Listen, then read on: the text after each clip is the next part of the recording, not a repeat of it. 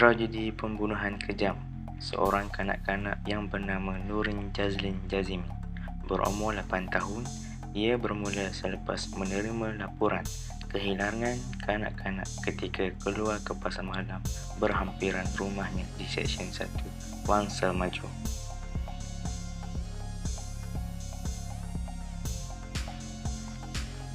Pada pagi 17 September 2007, sebuah beg sukan yang ditinggalkan di hadapan sebuah rumah kedai di PJS 1-48 di Petaling Jaya ditemui oleh pemilik kedai.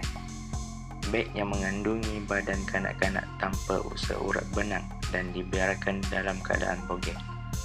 Mayat kanak-kanak yang tidak dikenali itu yang disumbat dalam beg berkenaan, dan polis percaya bahawa kanak-kanak itu telah mati lebih daripada 6 jam sebelum penemuan berkenaan.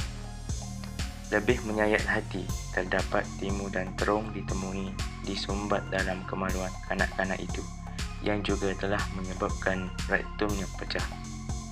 Hasil bedah siasat menyatakan jangkitan bakteria telah menyumbang kepada kematian mangsa. Ketika kejadian, ibu bapa Nurin Jazlin tidak dapat mengenal pasti mayat itu sebagai anak perempuan mereka kerana perubahan dalam ciri-ciri fizikal kanak-kanak terbabit. Pada mulanya, mayat kanak-kanak itu dianggap warga asing kerana tidak mempunyai parut suntikan BCG. Akhirnya, hasil daripada DNA mengesahkan mayat itu merupakan Nurin Jazlin. Jenazah kanak-kanak itu kemudian dituntut oleh keluarganya dari Hospital Kuala Lumpur dan dikebumikan di tanah perkuburan Islam Taman Ibu Kota Setapak, Kuala Lumpur pada 21 September selepas solat Jumaat. Bekas Ketua Polis Negara Tan Sri Musa Hassan berkata, biarpun lebih 13 tahun kes itu berlalu, namun masih segar dalam ingatannya.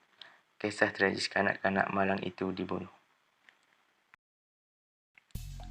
Menurutnya, kes Nurin Jazlin merupakan kes pertama melibatkan kejadian pembunuhan kejam ketika beliau menjawab jawatan Ketua Polis Negara.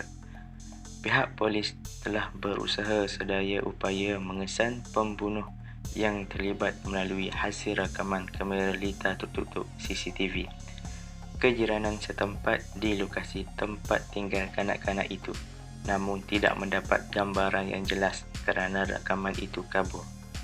Walaupun ia menyukarkan pihak polis menjalankan siasatan ketika itu, namun pihak polis telah mengambil pendekatan hantar sampel rakaman CCTV ke Amerika Syarikat untuk dianalisis.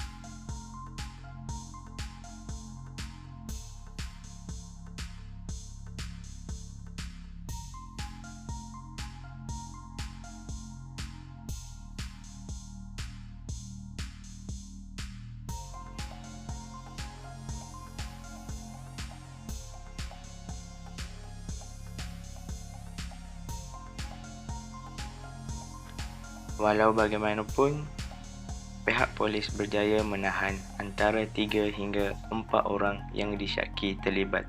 Namun, pengesanan suspek utama sukar dibuat. Ekoran gambar pelaku tidak dirakam dengan jelas dan sehingga kini masih bebas.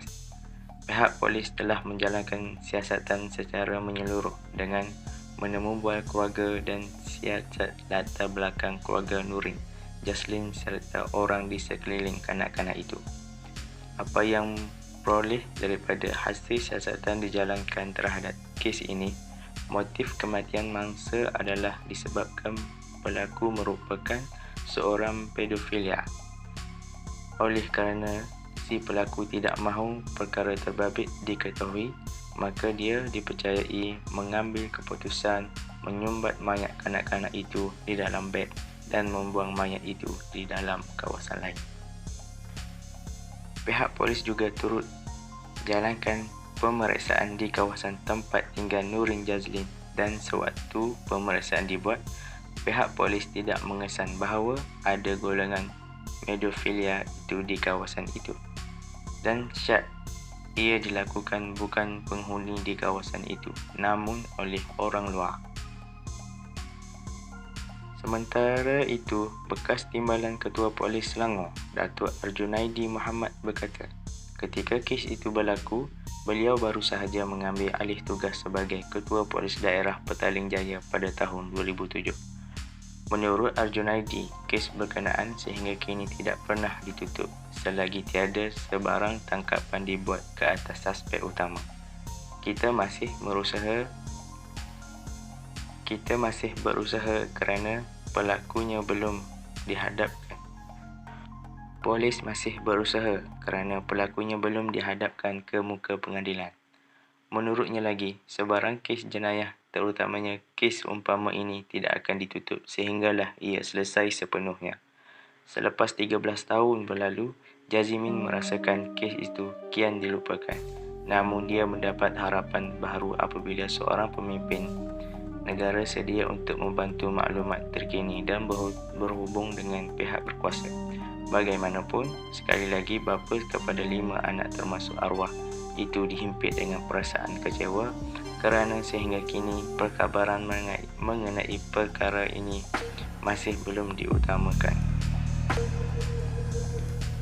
Mari kita doakan semoga kes Nurin Jazlin ini dapat terungkap dan si pelakunya dihadapkan ke pengadilan untuk dihukum. Terima kasih kerana menonton channel ini. Saya harap kalian subscribe dan like channel ini. Semoga channel ini dapat berkembang dan terus membuat liputan-liputan menarik untuk semua. Terima kasih sekali lagi kerana menonton channel ini. Assalamualaikum warahmatullahi wabarakatuh. Bye bye guys.